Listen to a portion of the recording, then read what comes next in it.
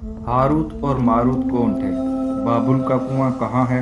और हारूत और मारूत का जादू किस तरह का था? ये वो पुरअसरार सवालात हैं जिनके जवाबात तो बहुत हैं और लिखने वालों ने भी बहुत कुछ लिखा है, लेकिन उन किस्से कहानियों में हकीकत को तलाश करना गहरे समुंदर में मोती निकालने के बराबर है।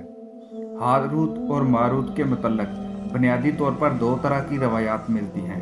एक वो जो कुरान और हदीस और ताबीन के इकबाल में मौजूद है, और दूसरी वो जो तौरात और अंजील और इसराइली रवायतों में आती है, जबकि उन इसराइली रवायतों को बेशतर उलमा और मौरखीन ने तायद की है।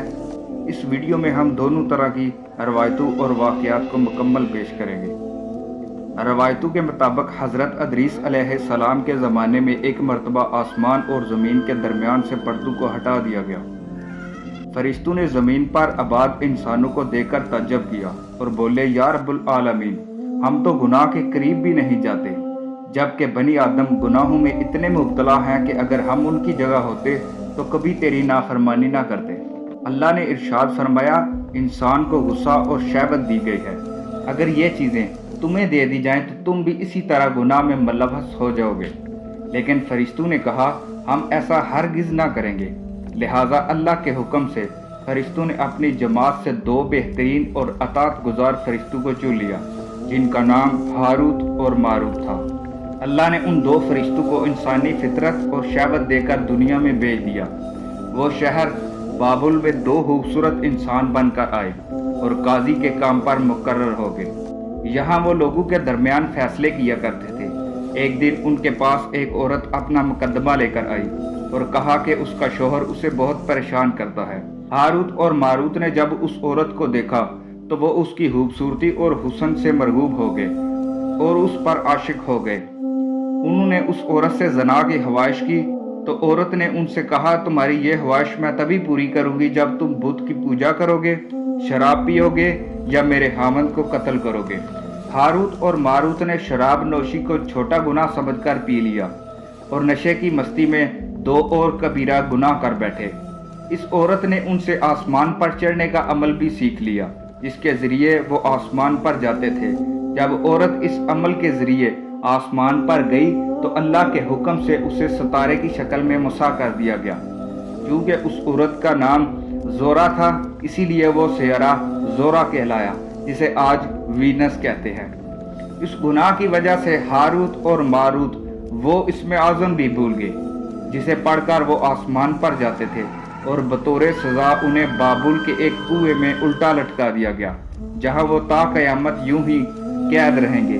ये एक इसराइली रवायत है, जिसे इमाम इब्ने कसीर ने और फखरुद्दीन राजी जैसे मुफस्सिरीन ने अफसाना और मन गढ़ंत कहानी करार देकर सख्ती से रद्द कर दिया। लेकिन वहीं इमाम सयूती जैसे उलमा ने इस रवायत को मुस्तनद मानते हैं।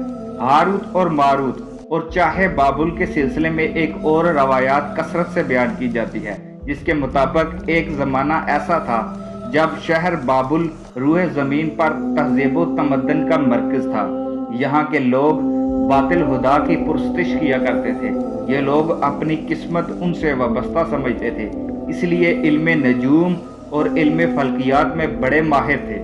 उनके बुतकदों में सितारों की पुरस्तिश की जाती थी। ये लोग जादू, तंत्र मंत्र, सफली को बहुत अहमियत देते थे और इस इल्म के ज़रिए मुआशरे में हूफ फसाद फैलाया करते थे। ये लोग तिलिस्म, जादू, तंत्र मंत्र में बहुत आगे बढ़ गए थे और इनमें बड़े बड़े जादूगर मौजूद थे। उनकी तारीखी किताबों में जगह जगह जादू और तंत्र मंत्र ही नजर आता है। उनका जादू दूर दूर तक मशहूर था। मुख्तसर ये कि उस शहर का बाशिंदा होना ही जादूगर होने की अलामत थी। जब हजरत सुलेमान अलैहिस्सलाम की हुकूमत आई तो आपने उन लोगों को इस शिरकिया अमल से रोका और उनकी सहर और जादू की किताबों को एक जगह जमा करके अपनी अजीम कुर्सी के नीचे दफन कर दिया, ताकि इस फितना अंगेज अमल का जड़ से हात्मा हो जाए। जब सुलेमान अलैहिस्सलाम की वफात हुई तो शैतान ने उनकी किताबों को खोद निकाला और लोगों से कहा, सुलेमान पैगंबर नहीं था, बल्कि उन किताबों के जरिए हुकूमत किया करता था। लिहाजा हवा में उड़ना, जिन्नात पर काबू और सुलेमान अलैहिस्सलाम के गैर मामूली मौजज़ात दरअसल जादू और सफली का अमल था। बनी इसराइल ने उसकी पैरवी की ان کتابوں کو پڑھنا شروع کر دیا، لہٰذا دوبارہ اس شر انگیز عمل کو میں سرایت کر گیا۔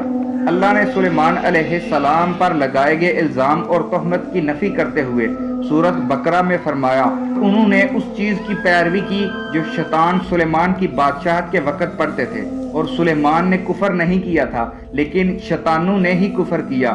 لوگوں کو جادو سکھاتے تھے اور اس چیز کی بھی جو شہر بابل میں ہاروت اور ماروت دو فرشتوں پر اتارا گیا، اور وہ کسی کو نہ سکھاتے تھے جب تک یہ نہ کہہ دیتے تھے ہم تو صرف آزمائش کے لیے ہیں، تو کافر نہ بن۔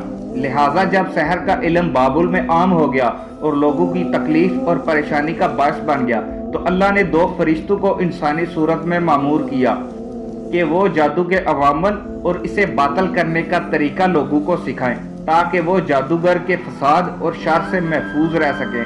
لیکن یہ تعلیمات غلط مقصد کے لیے بھی استعمال ہو سکتی تھی، حالانکہ وہ فرشتے لوگوں کو تنبیہ کرتے تھے اور ان کے لیے صراحتاً کہتے تھے کہ تمہارے لیے یہ ایک طرح کی آزمائش ہے، لیکن پھر بھی وہ لوگ ایسے کاموں میں پڑ گئے جس میں انسانوں کے لیے ضرر اور نقصان کا باعث تھا۔ بعض عربی داستانوں میں اس کنویں کا ذکر بھی ملتا ہے جہاں کئی لوگ پہنچے اور ہاروت اور ماروت سے ملاقات کر کے جادو کا علم بھی سیکھا، جبکہ بعض مورخین کا کہنا ہے کہ عراق کے شہر حلا کے قریب ایک کھنڈر میں موجود قدیم کنواں ہے جہاں سے بابل کی سرحد شروع ہوتی تھی۔ یہ اس کنویں کو اپنی چاہے بابل قرار دیتے ہیں۔